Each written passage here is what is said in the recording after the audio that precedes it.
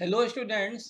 आज के इस वीडियो में हम लोग डेटा में कंसोलिडेट ऑप्शन कैसे करते हैं इसको यहाँ पे समझेंगे। तो इसके लिए कंसोलिडेट का असली मीनिंग ये होता है कि जैसे मान लीजिए कि कई नंबर ऑफ सीट्स हैं और उन सभी सीट्सों का एक समरी फॉर्म में आप रिजल्ट देखना चाहते हो, तो उसके लिए यहाँ पे कंसोलिडेट ऑप्शन किया जाता है। जैसे आप देख लो कि मैंने यहाँ पे एक सीट बना रखी है जिसमें कुछ नाम दिए हुए हैं और मंथ दिए हुए हैं और मंथ अकॉर्डिंग यहाँ पे वैल्यू दी हुई है और यहाँ पे इसका ग्रांड सम कराया हुआ है। तो ये मान लिया राजेश की जनवरी की सेल इतनी है, फरवरी कितनी है, मार्च कितनी है, अप्रैल कितनी है, तो टोटल सेल कितनी हो गई ये बता रहा है यहाँ पे। इसी तरह से करण की भी इसी तरह से सेल दिखाई दे रही है और मैंने इस सीट का नाम कुछ दे दिया यहाँ पे, रीनेम सीट करके 2016। अब इसी तरह से मैंने फिर से इस डेटा को कॉपी कर लिया। कॉपी करने के बाद एक नई शीट ली और उसे पेस्ट कर दिया। पेस्ट करने के बाद यहाँ पे कुछ वैल्यू चेंज कर देते हैं जिसमें कि कुछ इफेक्ट में आपको चेंजेस दिखाई दें। जैसे कि आप देख रहे होंगे कि ग्रांड सन में चेंजेस आपको दिखाई दे रहे होंगे।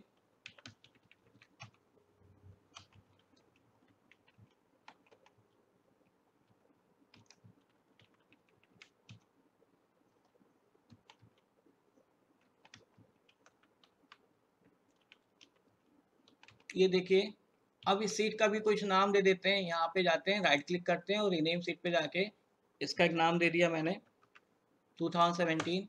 फिर इसी तरह से मैंने फिर से इसको कॉपी कर लिया।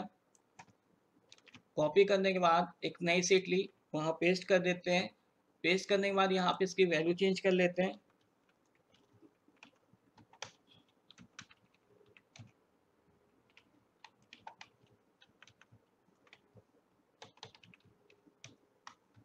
आप देखोगे कि यहाँ पे ग्रांड सम में आपको चेंजेस यहाँ पे नज़र आ रहे होंगे।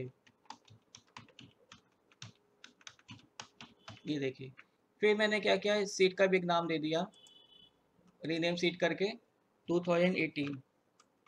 अब हमको क्या करना है कि इन तीनों 16, 17 और 18 का कंबाइंड आउटपुट किसी नई सीट पे चाहिए। तो हमने एक नई सीट ले ली और इसका एक नाम दे दिया समरी डेटा। देन फिर से पहली सीट पे आते हैं। अब डेटा पे जाओगे, कंसोलिडेट पे जाएंगे। कंसोलिडेट पे आने के बाद देखिए यहाँ पे आपको फंक्शंस दिखाई दे रहे होंगे। तो इसमें से आप जो भी फंक्शन यूज़ करना चाहते हो यहाँ से यूज़ कर सकते हो। तो जैसे मैं अभी यहाँ पे सम फंक्शन यूज़ कर रहे हैं। देन सोर्स डेटा रेंज पे जाएंगे। देन इस पर क्लिक करोगे। क्लिक करने के बाद पहली सीट्स को यहाँ पे ले लेंगे। देन इसको ऐड करा देंगे।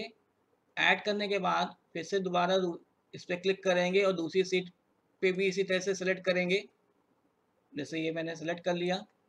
सेलेक्ट करने के बाद इसको भी ऐड करा देते हैं। देन तीसरी सीट पे जाएंगे, इसी तरह तीसरी सीट पे भी यही प्रोसेस करेंगे। ये मैंने प्रोसेस कर लिया। इसको भी मैंने यहाँ पे ऐड करा दिया। ऐड करने के बाद अब हमको रिजल्ट कहाँ पे चाहिए, वो आपको सीट और सेल का एड्रेस देना होगा। तो इस पर क्लिक करेंगे। इसके बाद हम समरी डेटा पे जाएंगे और इस सेल को सेलेक्ट कर लेंगे। सेल को सेलेक्ट करने के बाद इसको भी यहाँ से हमने ऐड करा ही लिया है। देन ऑप्शंस पे जाओगे।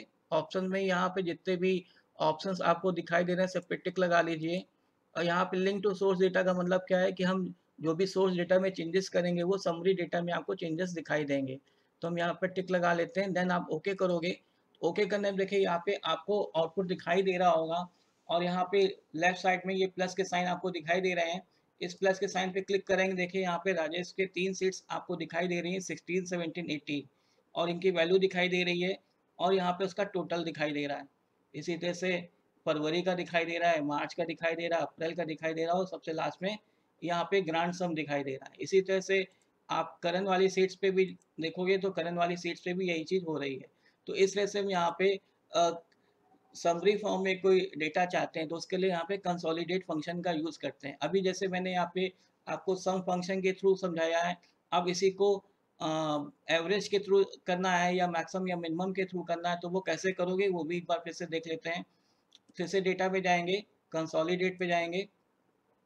ये आपके 3 सीट्स ऑलरेडी हैं यहाँ पे। तो हम यहाँ पे एवरेज ले लेते हैं। एवरेज लेने के बाद कॉपी रेडियस टू पे जाते हैं।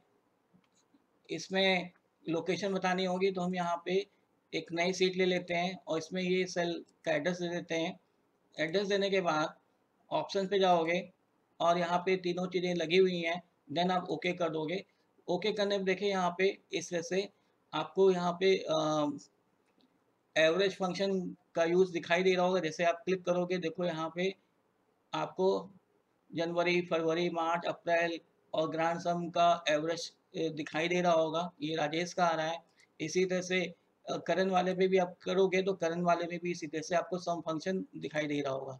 तो ये मैंने आपको सम फंक्शन के थ्रू समझाया है।